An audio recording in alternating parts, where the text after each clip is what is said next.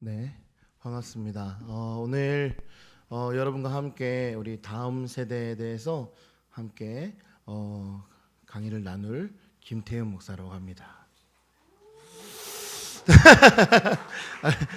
새로운 방식으로 한번 시작해 봤습니다. 네. 네. 오늘부터 3월 마지막 주까지 수요일에는 다음 세대에 대해서 파헤치는 시간을 좀 가지려고 합니다. 왜냐하면 다음 세대를 우리가 이해하려고 노력을 해야 되고, 그 세대가 어떠한 생각을 갖고 있고 또 어떤 사고를 갖고 있고 또 어떻게 살아가고 있는지를 알아야 또 그들을 또 이해할 수 있기 때문에 그렇습니다. 그래서 제목을 다른 세대, 다음 세대라고 지어봤고요. 여러분 이 페이퍼 보시면 첫 장에 바로 그 신조어에 대해서 나오잖아요. 여러분 그거 보시면서 내가 알고 있는 게 몇 가지나 되는가 많이 고민이 되셨죠? 네. 한 가지만 있으신 분도 계실 거고요. 뭐 여러 개 아실 분도 계시는데 한번 그거에 대해서 오늘도 나눠보도록 하겠습니다. 엄청 많은데요, 사실 좀 추려서 갖고 온 거예요.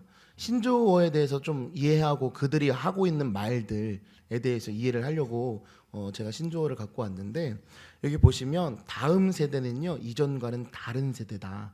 오늘 제가 함께 강의를 나누고 있는 이 모든 내용들과 이 내용들은요 그 7가지 다음 세대를 구하는 7가지 법칙이라는 책에서 좀 나온 내용이기도 하고, 제가 이제 20년 동안 다음 세대 사역을 하면서 갖고 왔던 생각을 함께 녹여냈습니다. 그래서 여러분 잘 들어주시고 우리 신조어에 대해서 한번 또 배워보는 시간을 또 갖도록 하겠습니다. 여러분 집에 가가지고 갑자기 이렇게 하면 깜짝 놀랍니다. 아니, 왜 그러지 갑자기? 놀랄 거예요. 우리들의 세대의 언어를 습득하셨다니 이런 반응이 좀 올 겁니다. 자 보시면요 시대마다 새로운 세대가 등장합니다. 참 복잡하죠. 시대마다 다른 세대가 자꾸 등장해요. 뭐 Z세대, 밀레니얼 세대, X세대, 그리고 새로운 알파 세대의 등장으로요 각 세대는 이전 세대들과는 다른 특징과 생각을 가지고 있음을 강조하고 있다는 거예요. 새로운 세대는요 외모에 있어서는 기성세대와 비슷하지만 생각이 다르다는 거죠. 그리고 새로운 세대는 기성세대와 사용하는 언어가 다릅니다. 여러분 제가 이제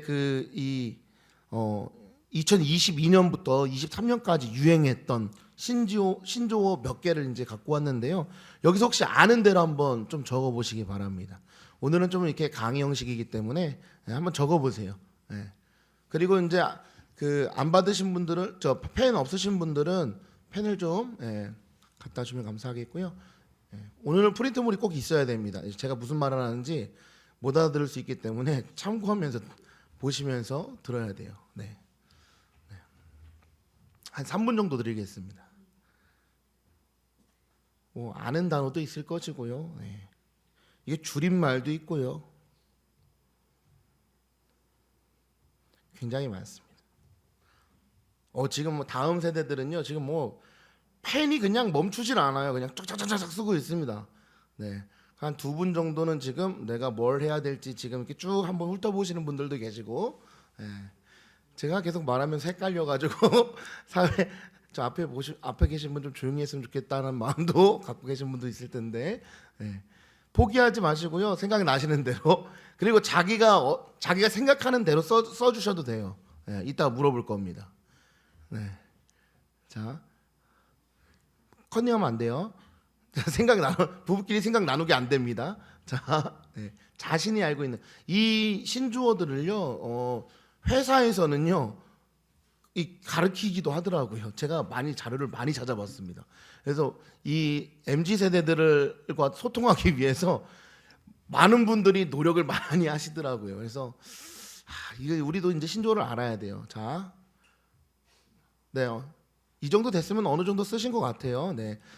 포기했고 빨리 답을 알려달라고 하는 마음이 가장 큰 것 같습니다.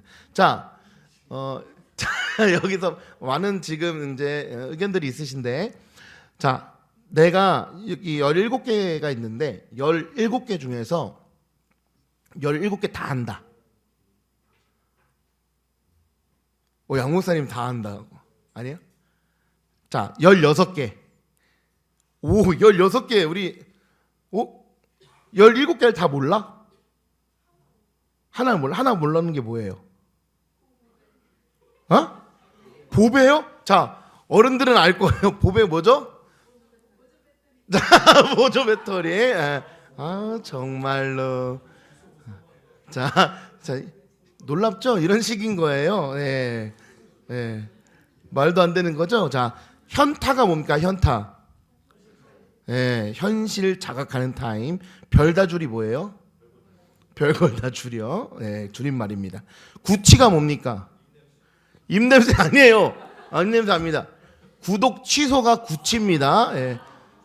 자, 여기 큰 가르침을 배우고 있어요 지금. 네. 자, 이생망 뭐예요? 이생망. 네, 이번 생 망했다. 그거 맞습니다. 예. 꾸안꾸는 다 아시죠? 네, 그렇죠. 그거예요. 예. 보배는 아까 말했고. 레게노가 뭘까요? 레게노. 자, 레게노는요, 그 레전드를 잘못 읽어서 다르게 쓰는 말이라고 합니다. 예, 그래 레게노라고 한대요. 그래서 킹 받는다는 알죠? 킹 받네. 네, 열반대 신조어입니다. 자, 이거 로고라고 지금 말이 나왔는데 리을 기역 기역 쌍비읍 뭘까요? 자, 이제 다음 세대는 알 거예요. 9번. 라고 할 뻔. 예, 이게 약 올릴 때 장난식으로 하는 말이에요. 예, 장난식으로 이제 우리 양 목사님 스티븐 잡스 닮았어요. 라고 할 뻔. 이런 식으로 장난치는 그런 단어입니다. 예, 집에 써먹으셔도 재밌을 거예요. 머선 1, 2, 9는 아시죠? 예, 무슨 일이야, 무슨 일이고 이렇게 이제 이걸 경상도 말투로 머선 일이고 이렇게 하는 겁니다. 자, 홀리몰리 아세요? 홀리몰리. 로브캅 폴리 아니고요. 새로운 신조어네요. 네, 이건요 영어권에서 실제로 사용하고 있는 단어인데 감탄사나 이제 놀랄 일에 홀리몰리 이렇게 한다고 합니다. 자, 지금 다 거의 모르시는 듯한 느낌. 자, 비담.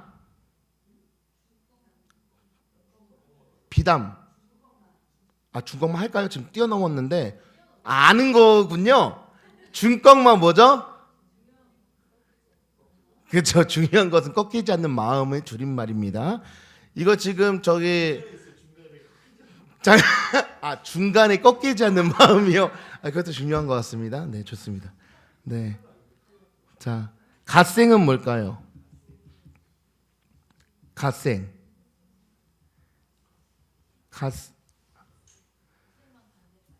네? 자, 우리 다음 세대 한번 말해보세요. 갓생이 뭐예요? 이 친구들은 뜻이 없어요. 그냥 이렇게 내가 갓생이라고 하는데 그게 갓생이지 뭐.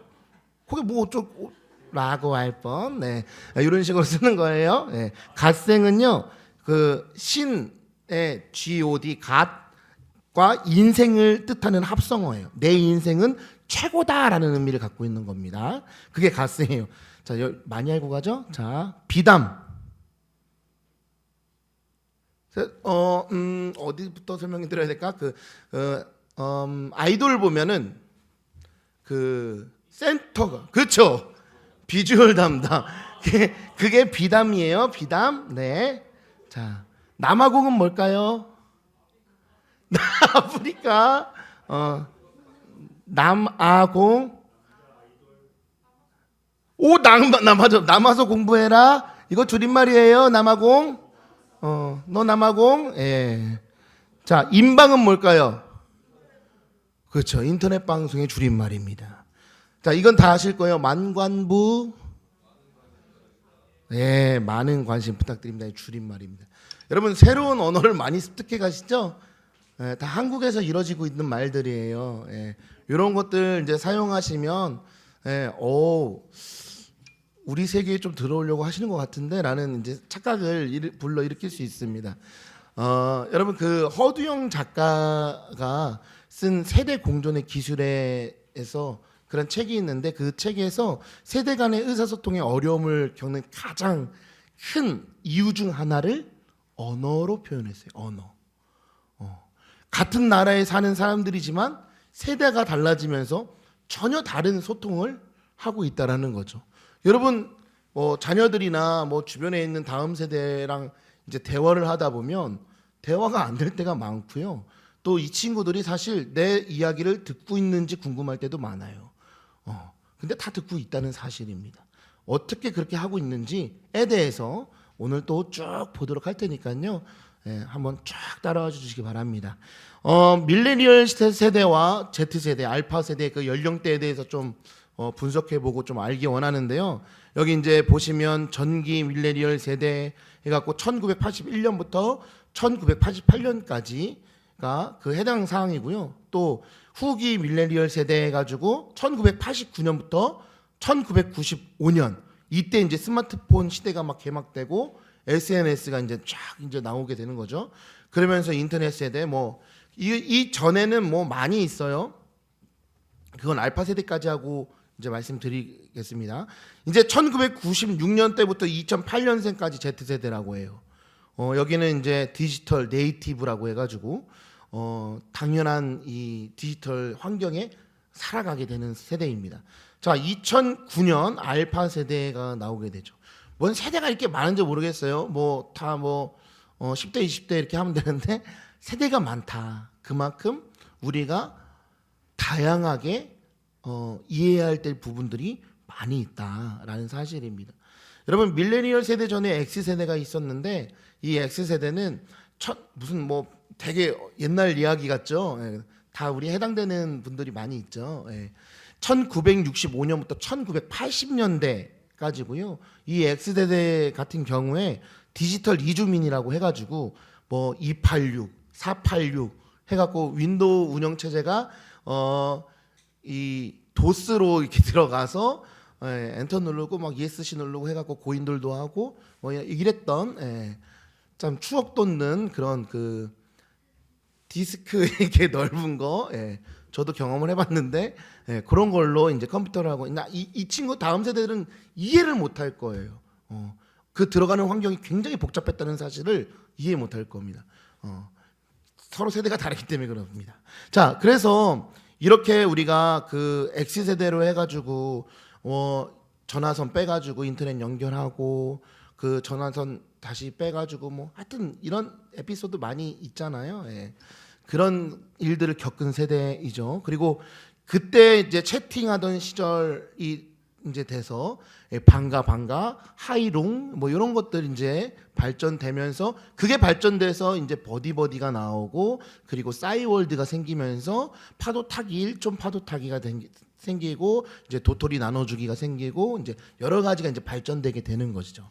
그리고 X세대 그 전에는요 베이비 붐 세대라고 1950년대부터 1964년대가 있습니다.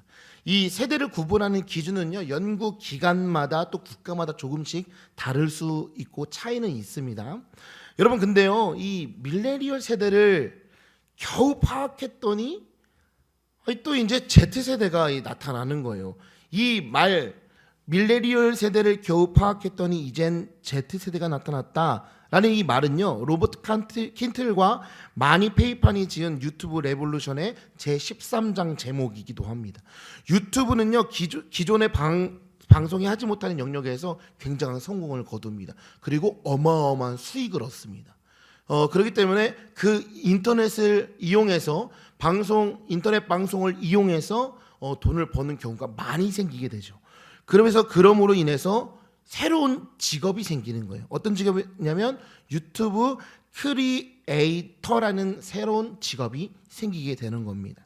이 친구들이 돈을요 상상하기 또 힘들 정도로 돈을 많이 벌어요. 너무 많이 벌더라고요. 우리는 열심히 이제 직장에 다녀서 열심히 일하고 그래서 이제 돈 받고 이제 월급날이 돼서 통장을 까보면 바로 이제 없어지죠.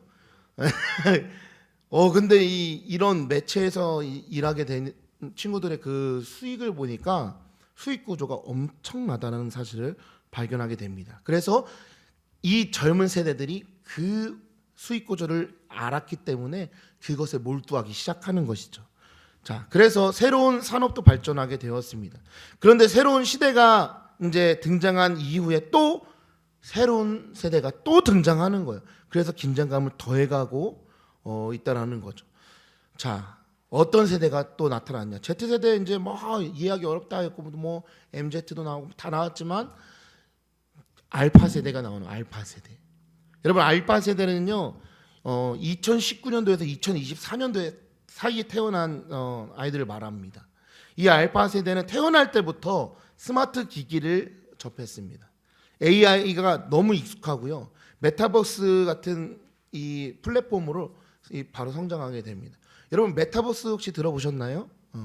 우리 그 코로나 한참 심했을 때 뭐 메타버스 뭐 이런 거 되게 유행했었거든요. 그래서 저도 그 캠프를 메타버스로 열어서 한번 진행해봤던 경험이 있습니다. 그런데요, 그것을 경험했을 때 관공서, 뭐 교육청, 많은 학교들이 신청을 많이 했어요. 그래서 선생님들에게 직접 그런 것들을 시연하고 또 그 프로그램들을 진행하는 경험이 있었는데 너무 새롭고 그 안에서 캐릭터를 꾸밀 때 또 더 좋게 꾸미려면 현질을 해야 됩니다. 현질 아세요? 돈을 주고 사야 돼요, 그거를. 그러면 이제 그거에 대한 지불은 핸드폰 요금으로도 나갈 수도 있고 신용카드로도 긁을 수 있고 계좌 이체로도 가능합니다. 그래서 많은 아이들이 부모님 몰래 카드를 슬쩍 해서 그 도네이션을 이제 다. 이 사건이 크게 난 적이 있었어요. 한 유튜버에게 기부를 어마어마하게 한 거야. 근데 알고 봤더니 학생이었던 거죠. 부모님의 카드를 몰래 슬쩍해서 기부를 했던 겁니다. 그거를 돌려주냐 마냐 엄청 논란이 많았습니다. 지금 이 세대가 지금 그런 세대인 거예요, 여러분. 조금만 알면 바로 수익 창출해낼 수 있는 세대고요. 조금만 알면 바로 그것에 빠져들 수 있는, 중독에도 들 수 있는 아주 위험한 세대이기도 합니다. 자, 그래서 이 알파 세대가 어떤 세대인지 좀 더 보면요, 이 세대는요 연예인보다 유튜버를 더 많이 압니다. 그리고 스트리머들을 더 많이 알고요. 요즘엔 이 초등학교 수업 준비물에도 스마트 기기가 엄청 많이 필수로 필요합니다. 디지털 기기로 수업하는 이 교육 과목이 늘어나다 보니까 자연스럽게 뭐 이제 꿈으로도 연결이 되는데 프로게이머나 또 영상 편집자 또 게임 맵 디자이너를 희망하는 다음 세대들도 많아졌다는 사실입니다. 이 알파 세대는요 스마트폰 게임에 아주 진심이에요. 그거 할 때 건들면 당해본 사람은 또 그 모릅니다. 아시죠? 우리 부모님들은 아세요. 게임할 때 건들면 거기 게임 캐릭터예요. 캐릭터 대 캐릭터예요. 거의 지금 싸우자는 판이에요. 그래서 나 조금만 더 건들면 핸드폰 던질 수 있어라는 이 화가 팍 나옵니다. 그런 세대예요. 엄청 진심입니다. 우리 교회 마찬가지예요. 4층에서 애들 모여서 막 게임하고 있죠? 그러다 막 홀드를 눌렀다. 그건 감당 못합니다. 도망가야 돼요. 큰일 납니다. 원망 엄청 합니다. 그런 세대입니다. 그리고요, 이 알파 세대는요 주로 이제 SNS를 이용해서 저희는 카톡을 주고받잖아요. 이 친구들은 이제 인스타 DM, 카톡도 이제 안 봐요. 확인 안 합니다. 인스타 DM 보냅니다. 그리고 전화하는 거 싫어합니다. 전화를 줬어요? 그럼 당연히 전화가 갔으니까 다시 콜백해야 되죠? 이 친구들은 그게 당연하지 않습니다. 안 해도 되는 거예요. 내가 하기 싫으니까. 그리고 여러분 상처받지 마세요. 혹시 이제 다음 세대들한테 우리 저번 주에 안 왔던데 이런 얘기하려고 이제 막 구상을 하고 있는데 전화가 계속 안 돼서 전화를 연결을 못 했잖아요. 그리고 나서 전화를 기다리지 마세요. 이 친구들은 당연한 겁니다. 그게. 예. 그들의 뇌 구조가 우리랑 달라요. 왜냐하면 이건 진짜 과학적으로 그런 거예요. 이쪽이 발달돼 있기 때문에 전혀 다릅니다. 그래서 미리 여러분 상처받지 마시라는 거예요. 그리고 이제는 뭐 이 친구들 틱톡 되게 좋아하거든요. 틱톡 찍는 것도 좋아하고요. 뭐 벌써 저도 초등부 하면서 목사님 저 이거 칠 줄 알아요. 그랬더니 갑자기 막 다리를 막 왔다 갔다 하더니 막 이렇게 하고 이거 하는데 이걸 알아야겠죠. 다행히 저는 알고 있었어요. 그래 같이 쳐줬습니다. 같이 쳐줘야 돼요. 예. 나루토 춤인데 이거 연습했어요. 저도 집에 가서. 예. 이거 모르면 또 이거 큰일 납니다. 예. 그리고 어느 날은 갑자기 어떤 초등학생이 오더니 목사님 저기 푸른 하늘 해요. 그래서 갑자기 푸른 하늘 하는데 이거 모르면 또 안 되죠. 이것도 알아야죠. 우리가 노력이 참 많이 필요해요. 불쌍하지 않습니까? 다음 세대 잘 들란 말이야. 노력을 많이 하고 있단 말이에요. 우리가 그렇죠? 예. 노력한 만큼 좀 성과가 나와야 되는데. 예. 자, 그래서 이 아이들에게는요 이렇게 틱톡으로 이제 트렌드적인 것들을 많이 알아야 된다. 그리고 이제는 이 세대가 그 얼마 전에 애플에서 그 비전 프로라고 나왔죠. 곡을 쓰면요 거기 안에 이제 그 컴퓨터 화면이 다 나와 있어가지고 뭐 이렇게 잡아당겨서 이렇게 다 돼요. 이게 이제 여러분 생각해 보십시오. 이게 나왔어요. 애플에서 이게 나왔으면 점점 작아지지 않겠습니까? 그럼 이제 나중에는 안경으로 나올 거예요. 네. 벌써 개발하겠죠? 이걸 등록을 했었어야 되는데 벌써 이제 나왔을 거예요. 그거 벌써 연구했을 겁니다. 그러면 점점 더 경량화되고 작게 만들어서 사람들이 이제 그걸 보고 살 수 있는 세대를 더 만들 겁니다. 그러면 그 다음 세대, 알파의 다음 세대들을 한번 생각해 보십시오. 거기에 빠져 사는 거죠. 지금 이 아이들도 사실은 어쩔 수 없는 거예요. 여러분 보세요. 아이를 키우다 보면 제가 그렇거든요. 저희 아내는 이 미디어를 보여주는 걸 너무 싫어해요. 근데 저는 미디어 보여주는 걸 좋아해요. 왜 그럴까요? 편해요. 애가 하나 집중하면요, 움직이지도 않고 딱 봐요. 그럼 전 뭐 하면 돼요? 제 할 거 하면 되거든요. 그게 너무 편해서 보여줘요. 끝도 없어요. 근데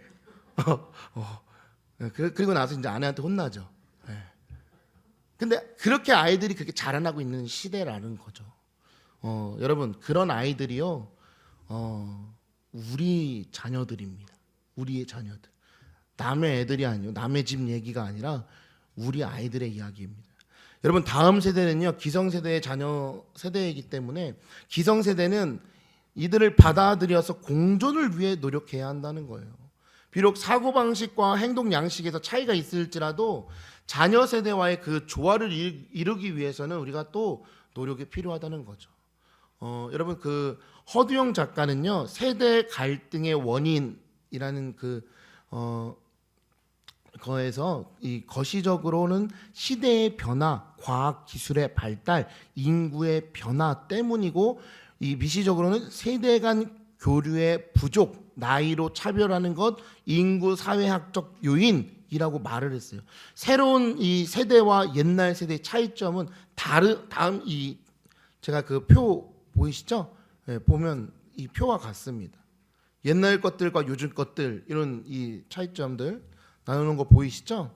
그 밑에 질문들을 보세요. 왜 청소를 제가 해야 하죠? 식사 순서를 꼭 지켜야 하나요? 어차피 또 바꿀 건데요. 비합리적인 지시도 따라야 하나요? 이렇게 듣다 보면요, 우리는요, 싸가지가 없네. 약간 이런 생각 당연히 들죠. 예. 아니 다 하라면 하는 거지 뭐 청소는 해야지 그러면 누가 하냐? 이런 생각 들죠. 당연히 우리는 그런 생각이 들어요. 왜요? 우린 그런 세대의 삶을 살았기 때문에 그런 거예요. 근데 이 다음 세대들은 그렇게 생각을 안 한다는 거죠. 그 구조가 전혀 다르다는 거예요. 여행 가기 위해서 열심히 일하는 거예요. 그래서 회사도 여행 가기 위해서 돈 벌고 그만두는 친구들 많이 있죠. 자, 이 질문들은요, 옛날 세대와 지금 세대의 차이점을 나타내 주는 것입니다.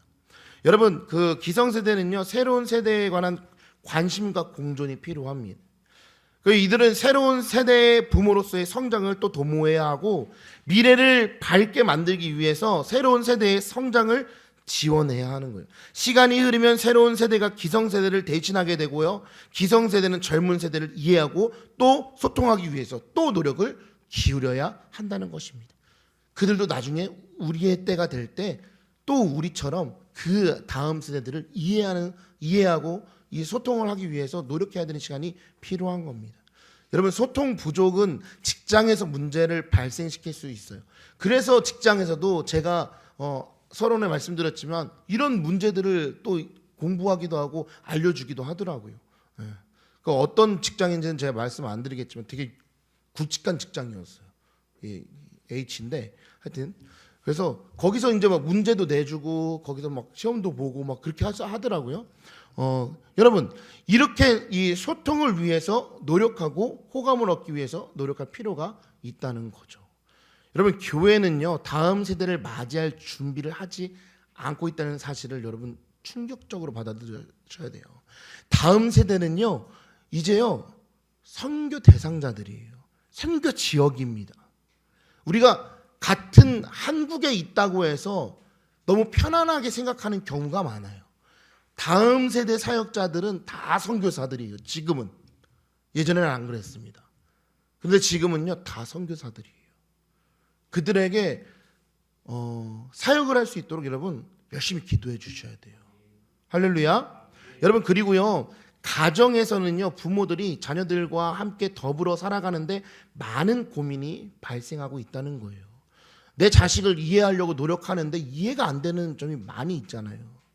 기성세대는요, 새로운 세대와의 소통을 위해서 정말 큰 노력이 필요합니다. 자, 가정, 직장, 그리고 교회에서는요, 세대 간 공존을 위해서 노력해야 한다고 계속 말하고 있어요. 상호 존중과 배움의 자세를 이제 택해서 다음 세대를 수용하고 이해하려는 노력이 공존을 가능케 할 수 있기 때문에 그런 것입니다. 여러분, 이 다음 세대는 우리의 자녀들일 뿐만 아니라 다음 세대는 하나님의 자녀들이라는 사실을 여러분 꼭 기억하십시오. 믿음의 세대가 되게 해야 되는 거예요. 여러분, 다음 세대를 세우기 위해서는요, 다음 세대 특징에 관한 관심을 좀 가져야 돼요. 다음 세대들을 하나님의 자녀로 잘 키우는 것이요, 우리의 목적이에요. 맞습니까?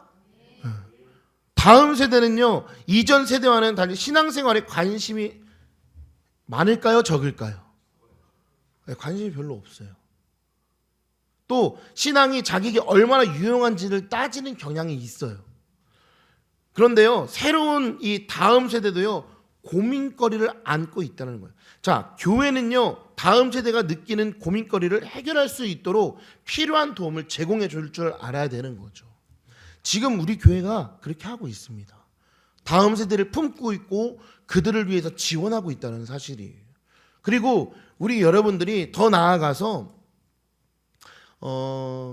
이제 개학했기 때문에 학교에 이제 기독교 동아리가 열리고 하게 되면 그쪽에서 이제 필요한 부분들이 많이 있어요. 아이들 또 간식이나 또 아이들 신경 쓰는 부분들도 많이 있기 때문에 여러분 관심을 가져주시고, 이제 만약에 기독교 동아리가 다시 재개되고 다시 일어나게 되면 여러분들이 열심히 도와주셔야 돼요. 선교 지역이기 때문에 그래요. 우리 선교 지역 가려면 뭐 베트남이나 필리핀 간다고 하고 캄보디아 간다고 하면 비행기 값에다가 또 거기에 갖고 나갈 선물들 왕창 준비해 갖고 가죠.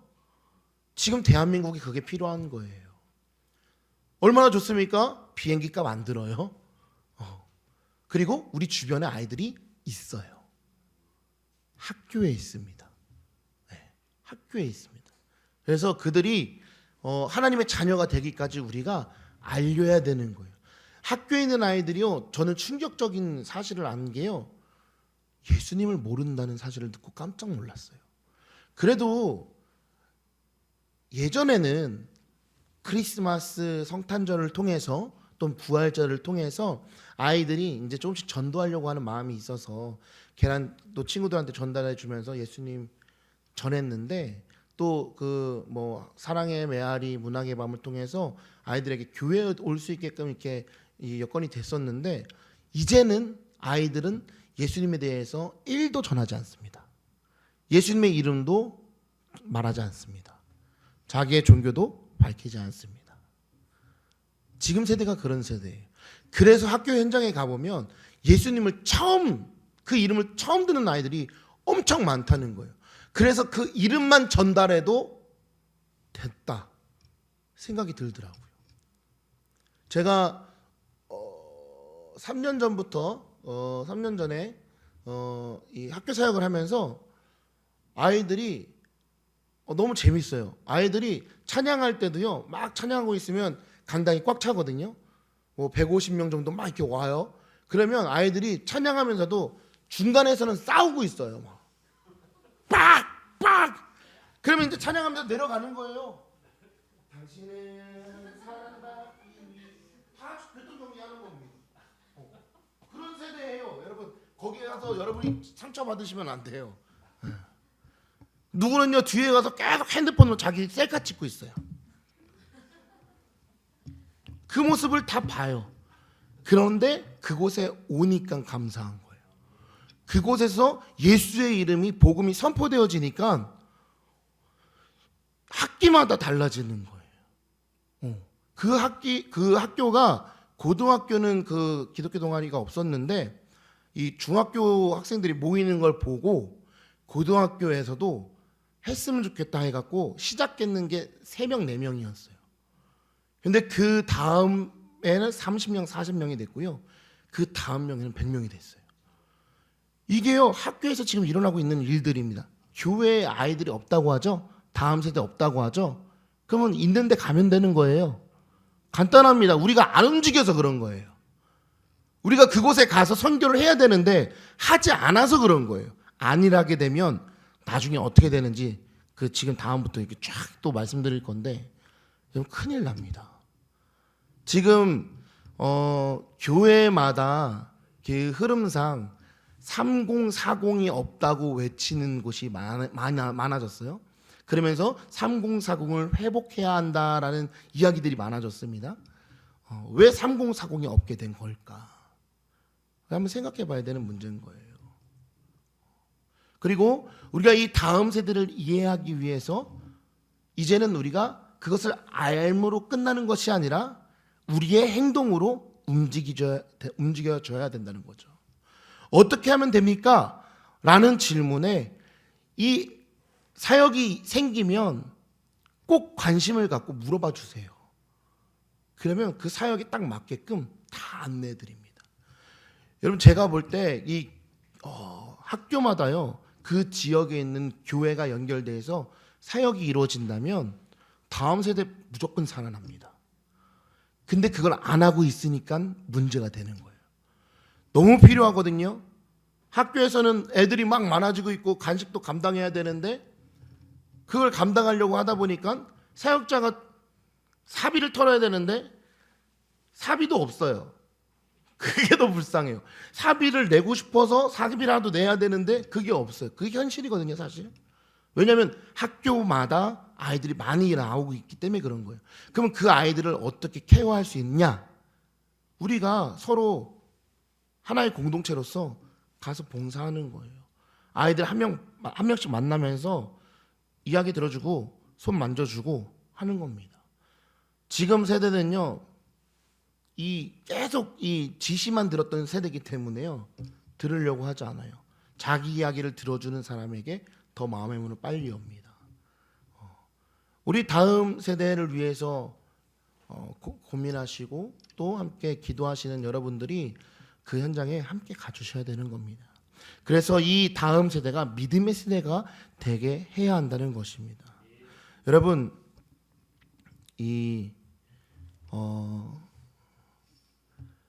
다음 세대가요 정말 중요하고 정말 생명을 걸어야 되는 사역이 확실합니다.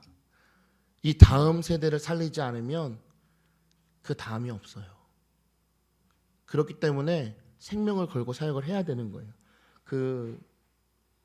예전에는 그 아빠 어디가 라는 프로그램이 나왔다가 이제 그 KBS2에 그 슈퍼맨이 돌아왔다라는 프로그램 여러분 보신 적 많을 거예요. 거기서 보면 어때요? 엄마들은 이제 자유의 시간을 갖고 48시간 동안 이 아빠들이 그 육아를 도맡아 가지고 도전을 하는 그런 이야기죠. 그 슈퍼맨이 돌아왔다에 보면요, 그것으로 인해서 인기가 굉장히 많아진 사람도 많이 있습니다. 이것으로 인해서 남성 육아휴직자가 급증 추세로 반영이 되고요. 또 일상의 진심과 정성을 강조하는 선구적인 이 예능 프로그램으로 호평을 받았습니다. 그러면서 이 예능이 20년 전에는 황금 시간대에 육아 프로그램을 진행한다는 게 상상도 안 됐는데 이것이 이제 시대에 변화되었기 때문에 가능하게 되었던 거죠. 황금 시간대에 이 육아 프로그램이 보여지게 되는 거고. 여러분 20년 전 교회에서도 어린이들은요 관심 밖에 있었다 해도 무방할 거예요. 관심이 없었다고 해도 무방할 거예요. 20년 전에는요. 주일학교가 부흥해서 어린이들이 많이 출석하는 것은 당연한 것으로 생각했습니다. 그런데 지금은 달라졌어요. 교회에 아이들이 가득 차게 되면요 어른들이 또 이제 흥분하는 시대가 됐다는 거예요. 여러분 재밌는 사실이요, 중국에서는요 미성년자에 대한 선교 활동이 법으로 금지되었습니다. 우리나라도요 학교에서 포교 활동 못합니다. 법으로 금지되어 있습니다. 포교 활동하게 되면 그 상대방이 이제 교장이나 신고를 해요. 그러면 만약에 선생님이 포교 활동을 했다, 그러면 선생님 심할서 써야 돼요. 심한 경우에는 잘리는 경우도 있었습니다. 실제 있었던 일입니다. 저도 학교에서 이 기독교 동아리 사역을 많이 하다가 많이 쫓겨났어요. 왜냐하면 다른 이 학부모가, 그 학부모는 이단 학부모예요. 포교 활동합니다. 신고를 한 거죠. 악의적으로. 그런데 감사하게도 그곳에서 이제 저랑 이제 새로 목사님이 같이 들어갔었는데 둘은 빠졌지만 선생님이 굳건하게 서 있어 계셔서 기독교 동아리는 계속 유지되는 상황도 있었습니다. 여러 상황이 많이 있어요. 여기서 왜 미성년자에게 이 선교 활동이 법으로 금지되어 있냐면, 여러분 이 중국이 만 18세 미만의 어린이와 청소년에게 선교를 원천적으로 금지했는지 그 이유를 한번 생각해 보면요, 이 만 18세 이전에 기독교 복음을 접하지 않으면 된다는 계산이 있었던 거예요. 그 어릴 때만 그 복음을 듣지 않으면 이거는 넘어가지 않을 수 있다라는 생각을 했던 것이죠. 그리고 또 다른 경우도 있습니다. 이 컨미션 그 대표 이재환 선교사가 이 감비아 공화국에서 선교사로 사역할 때 일인데, 그 나라가요 90% 이상이 이 무슬림이라고 합니다. 그가 복음을 전하기 위해서 학교를 방문해서 성경 퀴즈를 내고 막 학용품을 나눠줬어요. 그런데 무슬림 학교 교장은요 아이들에게 성경 퀴즈의 정답을 알아맞히고 학용품을 받아도 된다라고 말을 했습니다. 왜냐하면 자기 학교 아이들이 아무리 성경 퀴즈의 정답을 알아맞혀도 선교사의 의도대로 되지 않을 것이라는 확신이 있었기 때문에 그런 거예요. 무슬림 가정의 아이들은요 아주 어려서부터 무슬림 교육을 받기 때문에 쉽게 기독교로 넘어가지 않으리라는 자신감이 넘쳤던 것입니다. 어린 시절에 누가 먼저 영향을 끼치느냐에 따라서 아이의 미래가 결정될 수 있다는 사실이에요. 이게 조기 교육의 참 중요성을 말하는 거죠. 리오넬 헌트는요 자기의 그 책이 있는데 어린이 전도 핸드북이라는 책이 있습니다. 여기서 이런 통계를 기록해 놨어요. 86%는 15살이 되기 전에 구원을 받는다. 오직 10%만 15살에서 30살 사이에 구원을 받는다. 겨우 4%가 30살이 지나서 구원을 받는다고 하는 거예요. 모든 세대를 향해서 복음을 전해야 하는 이 현실 속에서 우리가 효과적인 측면에서 복음을 듣는 대상이 어릴수록 더 긍정적인 반응을 한다는 것을 염두에 둬야 된다는 것입니다. 여러분, 우리가 이 사역을 하면서 어린이 사역은 과거에는 교회의 전유물로 취급되었지만 현재는 상황이 매우 복잡해졌습니다. 이전에는 교회가 주도적으로 어린이 사역을 진행했는데 현재는 모든 분야에서 다음 세대에 대한 이 주목이 높아지고 있습니다. 기업의 마케팅 분야에서도 그렇고 다음 세대가 주요 타깃으로 간주되면서 종교적인 측면에서도 천주교, 불교, 뭐 이슬람교, 뭐 이단들까지 이 다음 세대를 주목하고 있는 상황이 되어 버렸다는 겁니다.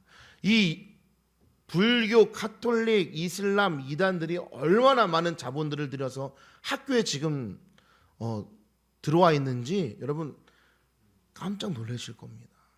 돈으로요 그냥 다 바르고 있어요. 인성교육을 한다고 인성교육의 명목 하에 아이들을 데리고 명상교육을 시킵니다. 그리고 그 안에서 내 자신이 가장 소중한 존재야. 네 자신을 기억해.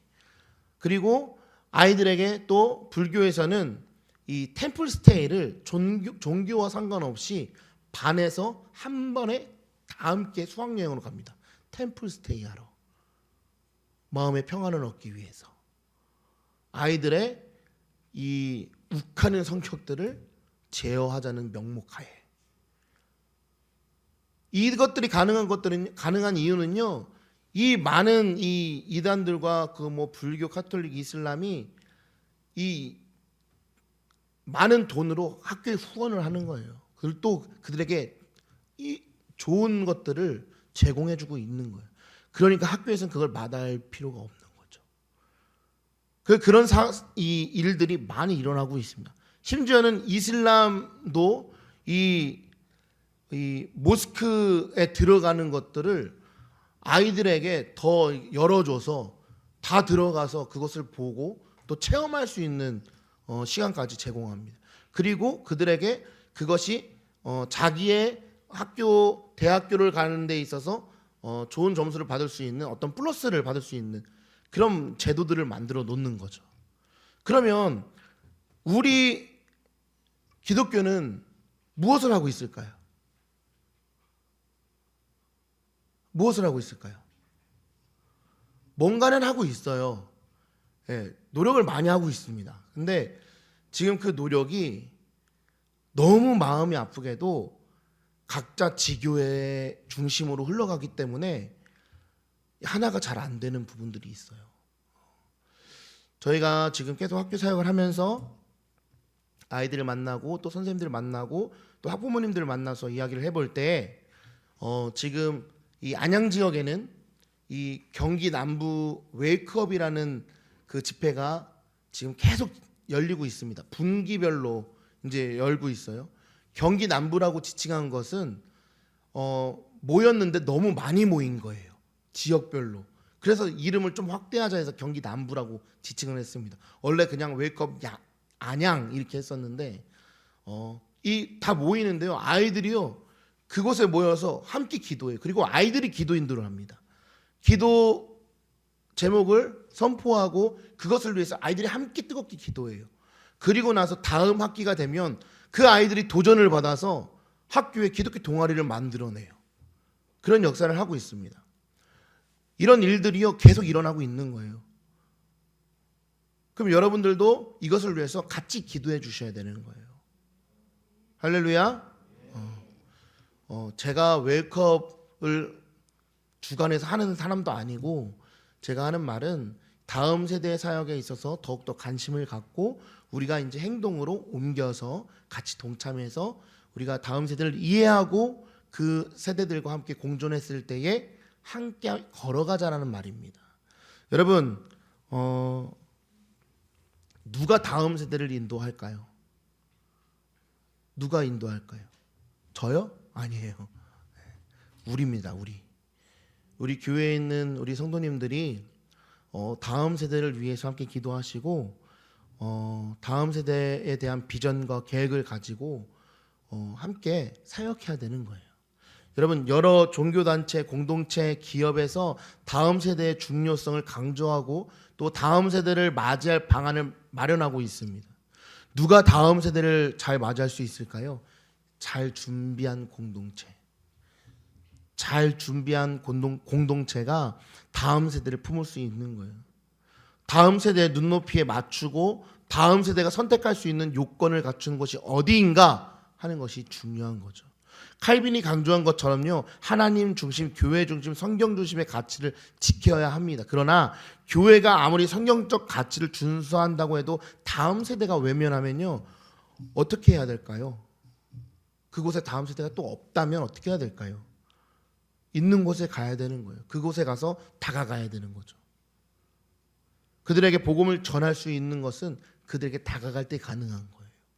처음에 가면요, 아이들이요 완전 뭐 싸우자는 자세로 있어요. 그냥 팔짱도 끼고 팔에 막 컴퓨터용 사인펜으로 용문신도 그리고 막 위협을 줘요. 근데 저는 원래 그냥 생긴 게 위협이어서 전혀 아이들이 거의 형님처럼 굴어요. 그리고 또 최선호 목사님이 되게 짓궂게 마동석이라고 소개를 해요. 저는 힘이 별로 없고 약한데 그냥 힘센 사람처럼 돼버렸어요, 이미지상. 그래서 애들이 함부로 못해요. 제가 다가가고 딱딱하면 바로 딱딱 갈라집니다. 그건 좋아요. 그건 좋아요. 근데 중요한 건요, 그 아이들하고 뒹구는 게 중요한 거예요. 그 아이들에게 다가가는 것. 그리고 그 아이들에게 너 어제 뭐 했냐? 너 오늘 점심 때 저기 북엇국 먹었다면서? 아무것도 아니거든요. 북엇국 먹은지도 몰라요. 그냥 막 던지는 거예요. 너는 김치 먹었지? 흰 쌀밥 먹었지? 당연한 거잖아요. 오늘 양말 신고 왔지? 당연한 거잖아요. 그냥 묻는 거예요. 네. 여러분도 다음 세대들한테 그냥, 요즘요 절호의 기회입니다. 요즘 아이들이요 허무 개그를 좋아해요. 말도 안 되는 개그 있죠? 그 목사님이 되게 재밌는 개그를 하셨는데, 그 대윤이한테 가장 힘센 대학이 어느 대학이냐? 와세다 대학. 와, 근데 더 재밌는 일이 일어났어요. 대윤이가 와세다가 뭔지 몰라. 그게 어디 있는 건지도 몰라. 예. 그런 일이 벌어져요. 예. 그런데도 던지는 거예요. 그러면서 같이 다가가는 겁니다. 누가 먼저 다가가느냐 중요한 겁니다. 누가 먼저 시작하느냐 중요한 겁니다. 그게 우리가 됐으면 좋겠습니다. 여러분, 제가 이 다음 세대에 대해서 준비하면서 이 대목에서 누가 다음 세대를 인도할 것인가의 대목에서 이런 예화가 있었어요. 에디슨이 이제 전구를 발명했을 때에도 에디슨만 발명했을까요? 다른 사람도 발명한 사람이 있었습니다. 그런데 누가 먼저 그것을 바깥으로 보여주냐의 차이점이었던 거예요. 우리는 지금 바이샘 교회가 다음 세대를 향해서 같이 기도하고 있고 같이 뛰고 있습니다. 또 그루터기 선교회를 통해서 또 열심히 기도하고 후원하고 있죠. 우리가 이제 해야 될 것들은, 기도는 당연히 해야죠. 기도 없으면 버틸 수가 없습니다. 그 전쟁터에서 기도 없으면 서 있을 힘조차 안 생깁니다. 사실이에요.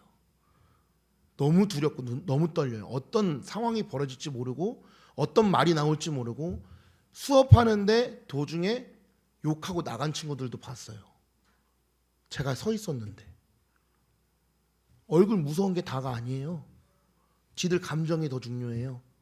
그래서 사물함 팍 차고 복도에서 욕하고 나갔어요. 그래서 선생님이 쫓아와서 무슨 일입니까? 그러니까 이런 일이 있어서 이렇게 됐습니다. 그렇군요. 선생님 들어갔어요. 제가 좀 있다가 쫓아가가지고 이제 달랬죠. 이런 일들 학교에서 많이 생깁니다. 요즘 아이들 자는 거 못 깨웁니다. 깨우면 신고합니다.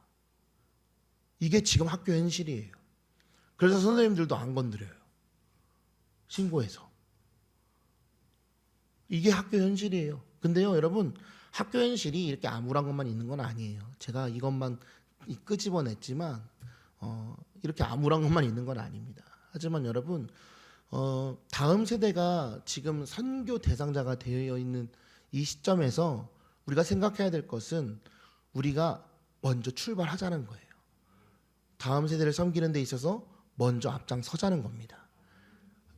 저만 앞장서는 게 아니고, 양 목사님만 앞장서는 게 아니고, 우리 모두가, 우리 바이샘 교회가 이 지역을 품는, 다음 세대를 품는 교회가 되자는 거예요.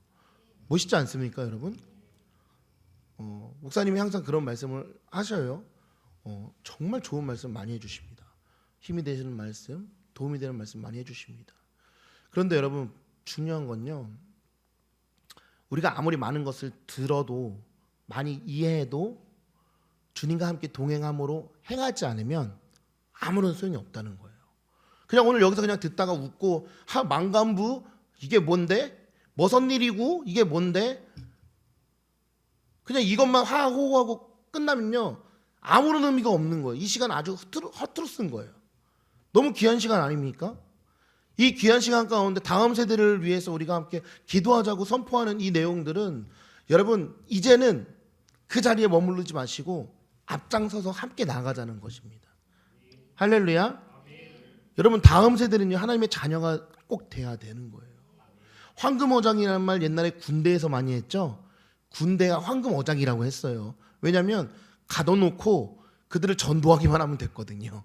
그들은 어디 나갈 수 없는 환경이거든요. 그런 황금어장이 지금 학교에 있어요.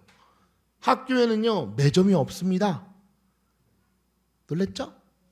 매점이 없어요. 그러면 아이들이 별것도 아닌데 빼빼로만 줘도 와우! 환장합니다. 빼빼로 그거 뭐라고요? 그렇죠? 밖에 나가 흔한 거잖아요. 근데 학교 안에서는 그게 와우예요. 하나 더 받는다? 되게 특별하게 생각한다고 생각해요. 네. 그런데 그 자리에 참석 안 했지만 청소하다가 늦었어요. 그리고 와요. 근데 그걸 또 받았어요. 감동. 저 다음에 꼭 올게요. 내가 말도 안 했는데도 지들이 약속을 해요. 그리고 다음 주에 안 보입니다. 그게 아이들이에요. 하지만 우리는 계속 나가서 전달하는 거예요. 그런 우리가 됐으면 좋겠습니다. 우리 이 시간 함께 기도했으면 좋겠어요. 하나님께서 다음 세대를 위해서 함께 기도하기를 원하십니다. 하나님, 우리 다음 세대 가운데 우리가 말로만 또 이론상으로만 듣고 가만히 있는 것이 아니라 하나님 우리가 먼저 앞장서기 원합니다.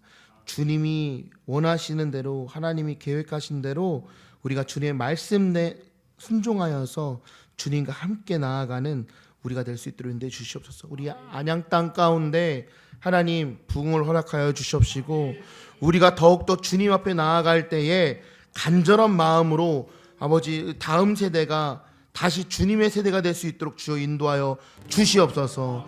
그리하여서 하나님을 만나고 믿음의 씨앗을 아름답게 가꾸어 나가며 가정과 학교와 어디에서든지 주님의 자녀라는 자존감을 가지고 살아가는 믿음의 자녀들 되는 세대가 될 수 있도록 인도하여 주시옵소서.